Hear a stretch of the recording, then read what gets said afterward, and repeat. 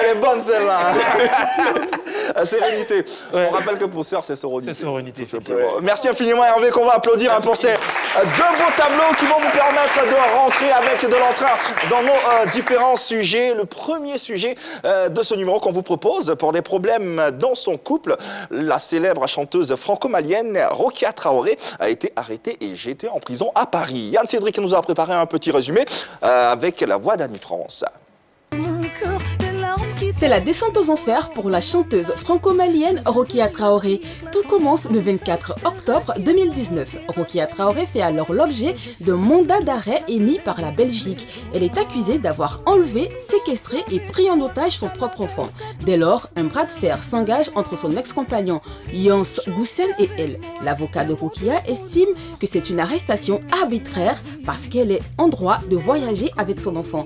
Incarcérée à la prison de Fleury-Mérogis, Rokia Traoré a annoncé une grève de la faim. Êtes-vous pour ou contre le traitement qui lui est infligé? Doit-elle poursuivre sa grève de la faim afin de se faire entendre? Nos spécialistes débattent. Le premier sujet de cette journée, voilà, vous y êtes, nous y sommes pour des raisons dans son couple. La chanteuse franco-malienne Rokia Traoré a été arrêtée et jetée en prison à Paris pour ou contre le traitement qui lui est affligé, tout en vous rappelant que vous pouvez participer à notre débat. De quelle façon? En nous faisant parvenir votre numéro de téléphone WhatsApp sur le profil Facebook de la 3. Et puis derrière, l'équipe de production se chargera de vous rappeler. Et naturellement, vous pourrez intervenir en direct dans cette émission. Enis, dis-leur. Il dit que au lieu de faire partout à la maison, qui a dit que quoi a dit que là, il faut envoyer ton numéro sur la page Facebook. On va t'appeler sur ce que tu penses là. Tout le monde va savoir. J'ai fini de... Voilà. Allez, pour ou contre le traitement qui est affligé à Rokia Traoré, cette star africaine, malienne, qui se retrouve jetée en prison et qui a entamé d'ailleurs une grève contre la faim. Messieurs, je vous écoute. Commençons par Yann Cédric. Oui. Pour ou Pour contre? son incarcération, moi je suis pour. Je suis d'accord pour son incarcération. Tu es d'accord? Oui, parce qu'on se retrouve là en matière civile. Et c'est un problème juridique qui est un peu délicat. Délicat dans la mesure où Rokia, depuis quelques années en arrière, en fin 2018, était au courant de l'affaire qui se... Enfin, il y avait déjà une situation conflictuelle. Et son mari avait déjà fait un appel auquel elle n'a pas assisté au procès, mais son avocat l'a dignement représenté. Donc elle avait conscience du résultat, du verdict qui était tombé, que M. Goossen devait recevoir ou bien abriter justement la garde de la petite fille. Bon. Elle avait conscience justement de cet état des choses et elle s'est entêtée pour partir au Mali avec l'enfant sans obtenir l'autorisation de la part de son ex-compagnon ainsi que le sceau des autorités judiciaires illégales. Donc elle est partie au Mali avec l'enfant sans prévenir. Justement, il y avait une situation conflictuelle qui perdurait déjà. Bien, après son séjour au Mali, quand elle retourne à Paris, c'est normal qu'elle se retrouve arrêtée et puis jetée en prison après le mandat le mandat européen qui a été lancé contre elle. Donc, elle a justement commis une infraction. Il y a un déni de justice qui a été commis. Je pense qu'elle doit justement répondre de ses actes. Est-ce que, quand on sait qu'elle est détentrice d'un passeport diplomatique, est-ce que c'est normal qu'elle soit arrêtée de cette façon? Le passeport Annie France. diplomatique ne confère aucun privilège, aucune immunité dans ce cas-là, parce qu'il y a Interpol qui a été saisi. Moi, je suis contre le fait qu'elle ait été arrêtée. Je suis contre ce fait-là parce que déjà, Rokia Traoré l'a dit. Elle l'a dit quand elle s'est adressée sur les réseaux sociaux à ses fans et à toutes les personnes qui suivent cette affaire de très près, et même de loin. Alors, elle dit dans ses propos que sa petite lui aurait rapporté des faits d'attouchement de la part de Jans Goossen, qui est son ex-compagnon. Donc Rokia s'est fait arrêter à l'aéroport alors qu'elle part dans un spectacle où elle devait être présente et on l'arrête comme un vulgaire personnage. Alors, elle a déposé justement 3 plaintes contre son ancien compagnon. Oui. Une plainte pour attouchement sexuel envers leur fille. Oui. Une première en Belgique en mars 2019 qui a été classée sans suite et puis 2 autres en France et au Mali. Exactement, où elle vivait avec sa fille.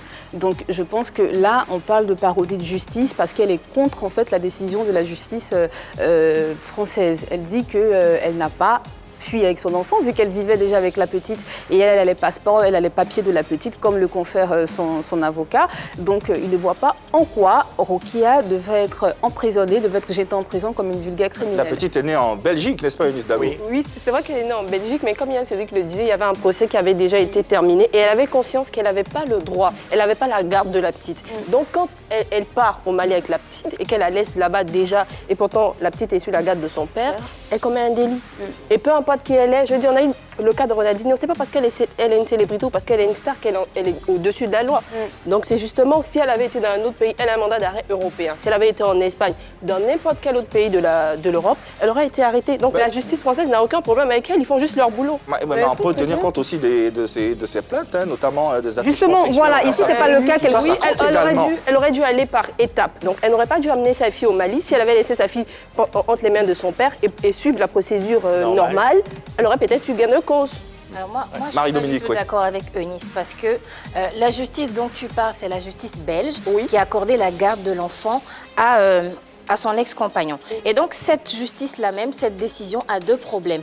Un problème de fond et un problème de forme. Déjà, dans le fond, comment on peut accepter d'accorder la garde d'un enfant à un père qui dit lui-même dans son dossier qu'il n'a pas les moyens de s'en occuper? Il le dit, je n'ai pas les moyens financiers de m'occuper de la fille. Deuxièmement, l'enfant vit avec sa mère depuis 4 ans. La petite est au Mali. Pardon. 4 mois. Elle a vécu que 4 mois avec son père. Voilà, donc la petite est au Mali depuis 4 ans. Il n'a pas manifesté le désir de la récupérer. Et donc, au Mali, elle est scolarisée, tout va bien pour elle. Donc, sa mère la connaît mieux, elle connaît ses réalités. Elle s'en occupe très bien. À côté de ça, c'est un homme qui est très occupé parce qu'il travaille à Marseille. Il n'est pas en Belgique. Donc, il n'a pas les qualités, la capacité de lui offrir une cellule familiale assez stable. D'autant plus qu'il n'est pas remarié. Voilà, il n'est pas remarié, donc pas plus que la chanteuse. Donc, après ça, il y a un problème de forme parce que la décision même, elle est caduque, puisque le tribunal belge n'est pas compétent pour statuer en la matière. Selon l'article 1070 du code de procédure civile, le juge des affaires familiales qui devait être saisi est celui du Mali. Parce que dans ces cas-là, on regarde simplement le lieu d'habitation du parent qui exerce la puissance paternelle. Et c'est la dame. Pour autant, la justice malienne a décidé de son côté d'accorder la garde à Rokia Traoré, la garde exclusive qui... C'est cette décision-là qui doit être appliquée parce que c'est ce tribunal, cette juridiction qui est compétente et non la juridiction belge. Ouais. Je pense qu'elle aurait pu prendre ses précautions, hein, surtout qu'elle a déjà été arrêtée 2 fois en France et à Dakar pour ce problème. Elle aurait dû prendre ses précautions, elle aurait dû commencer plus tôt même sa grève de la faim, ne pas attendre d'être en prison. Elle aurait pu commencer sa grève de la faim pendant qu'elle était encore libre. Il n'y avait pas de raison à ce moment. Si, quand tu sais que, par exemple, ton pays est pour toi et te permet d'avoir la garde de ton enfant, pendant que la Belgique dit non, ramène l'enfant à son papa, tu vois, il y a un gros problème, c'est un gros problème, il faut penser à l'enfant. Et elle aurait dû prendre ses précautions dès le départ, quoi. Est-ce que vous voulez dire que on dit à la femme, il faut laisser l'enfant en Belgique et puis prendre l'enfant pour l'envoyer au Mali. Oui. Belgique, Mali. Oui. Allez, le deuxième axe de notre débat dans un tout petit instant. Mais avant, permettez-moi de vous rappeler tout de même le deuxième sujet dans la seconde partie de cette émission est libellé comme suit. Pendant que certains chanteurs ne proposent que des singles, d'autres sortent des albums de 15 à 20 titres. Choix stratégique ou manque d'argent ou encore manque d'inspiration. Nous recevons, si possible, un artiste qui viendra bien sûr défendre ses idées. Avant d'y être, notre premier sujet, le suivant en cours. Pour des problèmes dans son couple, la chanteuse franco-malienne Rokia Traoré a été arrêtée et jetée en prison à Paris. Nous abordons un autre pan du sujet, de la question, avec celui-ci par exemple. Est-ce qu'elle doit continuer sa grève de la faim qu'elle a entamée depuis qu'elle a été incarcérée? Bah oui, je pense que oui. Tu voulais y aller? Bah, je pense que non. Hein. D'accord, ok. Alors, commençons par le oui. Moi, je pense que oui, parce que déjà, elle dénonce une racisation du procès. Elle dit c'est parce qu'elle est noire et que le procès, la décision de la justice n'a pas été en sa faveur, ça a été en sa défaveur, justement. Et moi, je pense que oui, elle doit aller jusqu'au bout, comme l'a fait Bobby Sands en Irlande, même si elle n'a pas forcément gain de cause, parce qu'on ne regardera pas le fait qu'elle se prive de nourriture juste pour attirer l'attention.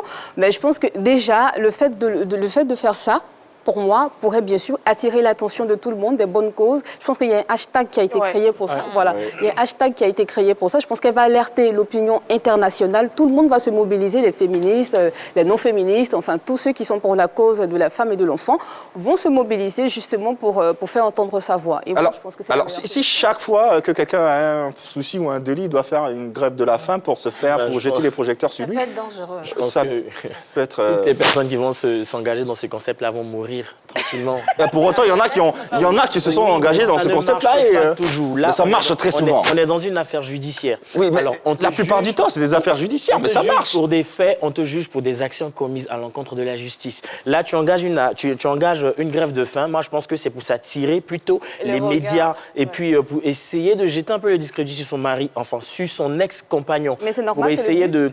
Oui, mais après, ça n'aboutit pas. Je le dis que ça n'aboutit pas parce qu'il y a eu des grèves de faim qui ont déjà fait le tour du monde et on n'a pas vu les retombées positives. On a vu Claudicia qui a fait une grève de faim par rapport à devant Stéphane, par rapport à la gestion de la radio, mais après, il a abandonné. Malgré qu'il s'est vu soutenu par plusieurs artistes, Kerry James, Mpassi, tout le monde l'a soutenu. Il y avait même un hashtag « Je suis ceci, je suis cela », mais ça n'a vraiment pas abouti. Donc moi, la grève de faim... Rapidement, Eunice. Oui. Tu as dit grève de faim, que tu as dit grève de soif. Parce que c'est ça. Moi, je pense qu'elle doit arrêter, elle doit se mettre à manger et puis attendre tranquillement. Elle doit se mettre à manger. Bien sûr, attendre tranquillement l'audience du 18 mars prochain. Et puis, comme je disais, suivre les procédures normales, travailler avec son avocat, fait tout pour que si elle pense qu'elle est mieux outillée pour avoir la garde de son enfant, qu'elle suive la méthode normale, qu'elle laisse ces histoires de « j'ai pas envie de bouffer », elle va mourir. Allez, la chanteuse franco-malienne Rokia Traoré a été arrêtée et jetée en prison à Paris pour ou contre ce traitement qui lui est affligé. Le débat se poursuit chez vous. Quant à nous, ce qu'on peut souhaiter à Rokia, c'est que cette affaire s'arrange afin qu'elle sorte de prison et puis qu'elle puisse continuer à porter haut la culture malienne et africaine sur toutes les scènes du monde entier. On va remercier Yann Cédric pour cette belle investigation. Merci.